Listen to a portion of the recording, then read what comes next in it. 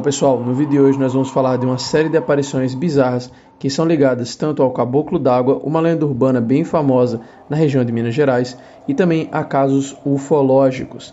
Mas antes de partir para a história, eu quero pedir que você, por favor, deixe um comentário aqui no vídeo, também curta com o seu like e se inscreva ativando todas as notificações. Essas ações simples ajudam demais o canal e não custam nada, e elas fazem com que o YouTube entenda que vocês gostam do canal e querem que o conteúdo dele seja recomendado para vocês, assim aumentando a nossa evidência dentro do YouTube. Mas sim, voltando para o foco do vídeo sem mais delongas, hoje nós vamos falar de uma estranha criatura peluda que se aparenta com um bicho preguiça, que foi avistado comumente nos casos de Varginha, de Feira de Santana e também nos relatos recorrentes da lenda do Caboclo d'Água, e fazer uma espécie de relação entre eles, tentando assim achar algum tipo de explicação.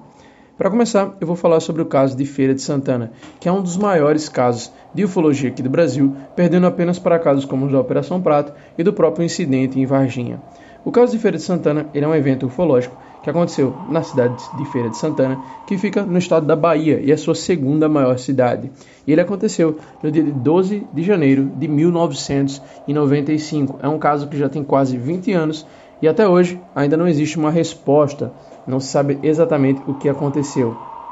Em janeiro de 1995, estavam acontecendo algumas quedas de energia, estava tendo muito blackout na cidade. E nesse dia que teve um blackout, foi muito fácil de ver diversas luzes no céu. E essas luzes foram rapidamente associadas a OVNIs.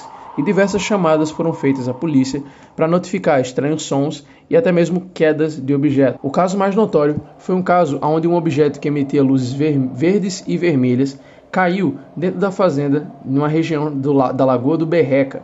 Nessa região, aconteceu a queda de um objeto que, estranhamente, apesar de muito grande, ele era muito leve e ele tinha as dimensões de um Fusca. Então era um objeto relativamente grande. E de lá de dentro saiu um ser de baixa estatura com grandes garras e que se assemelhava a um bicho preguiça, tendo pelos em todo o seu corpo. A ufologia rapidamente associou ele ao tipo 3 de alienígena, que seria um alienígena animalesco, com uma aparência realmente parecida com a de um macaco ou de um bicho preguiça. Um homem ali, que era um fazendeiro, que não foi identificado para proteger a sua privacidade, entrou em contato com a criatura e notou que ela estava muito ferida. Ele o tirou da lagoa, colocando-o na beira, e em seguida ele achou outro ser que parecia uma espécie de criança ou ser humano sem cabelo nenhum, porém, ainda assim, não era um ser humano, apesar de se parecer. Levando os dois para casa e entrando em contato com as autoridades militares, por volta de 5h30 da manhã, vários comboios do exército chegaram em sua propriedade e recolheram as criaturas. O fazendeiro explica que, por algum motivo, parecia que aquela criatura sabia para onde estavam levando, pois o bicho resistiu e reclamou muito ao entrar, gritando e fazendo outros tipos de barulho, enquanto os militares violentamente o jogavam no caminhão. É dito também que houve uma grande movimentação na cidade, fechando hospitais para supostamente tentar atender aquela criatura que estava ferida, a criatura que se parecia com um bicho preguiça.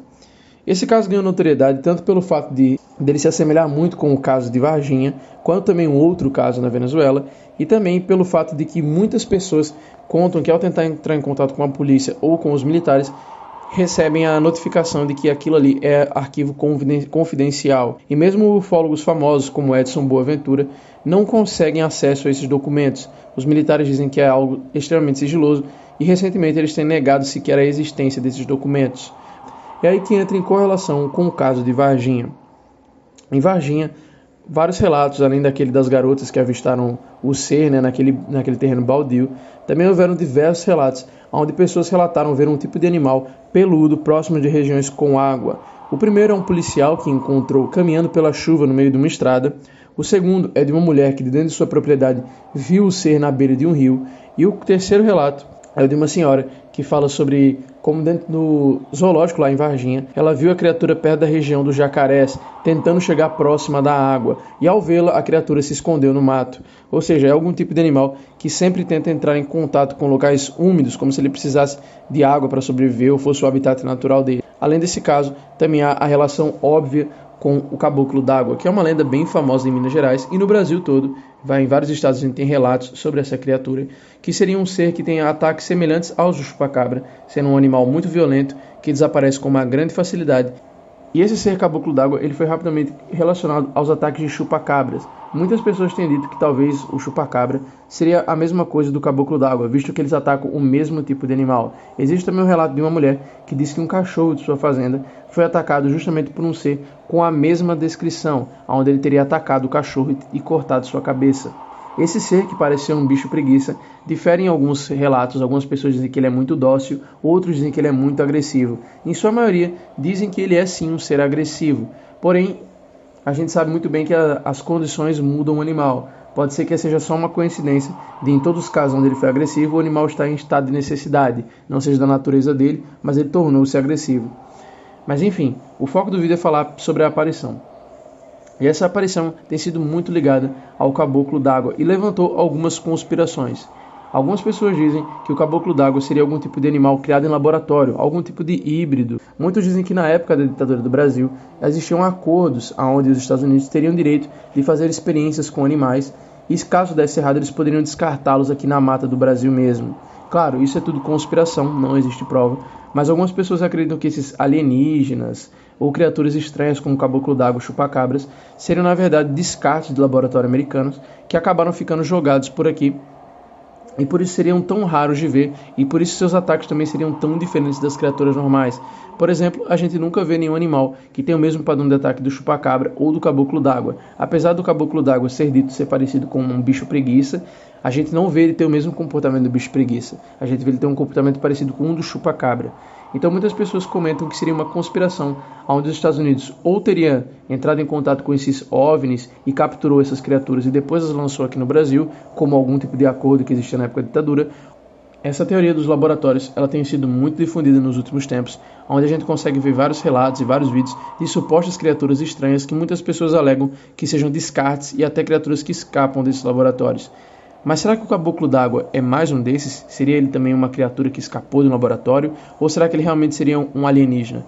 Porque a segunda teoria que vem além dessa das experiências diz que ele seria algum tipo realmente de criatura que veio por um OVNI, né? Caiu aqui. Os ufólogos dizem que o que pode acontecer é que esse tipo de ser era alguma praga que existia em outro planeta e os alienígenas se descartaram dele, colocando em naves e lançando para outros planetas. E por isso ele veio para aqui.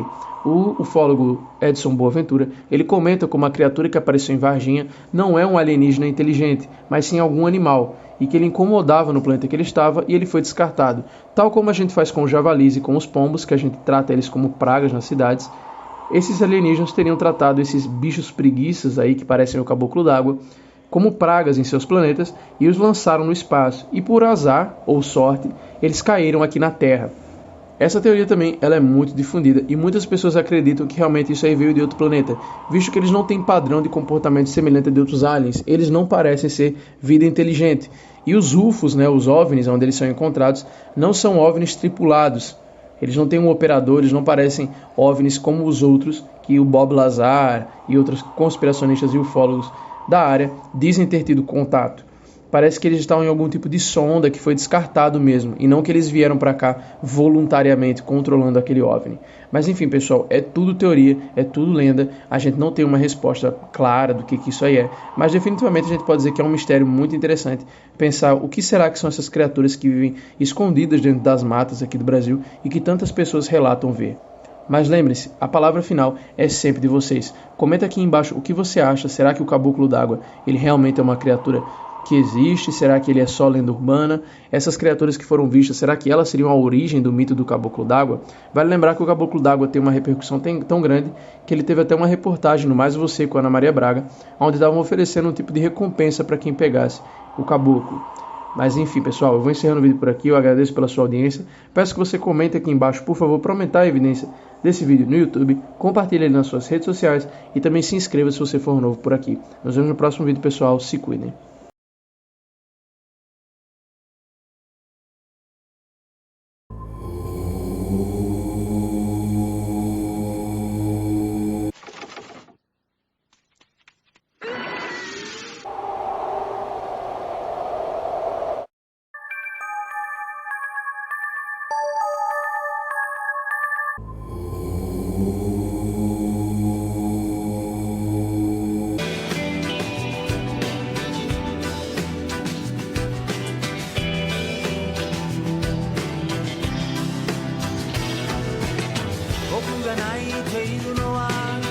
とても悔しいからです。人の尊さ優しさ君に見られそう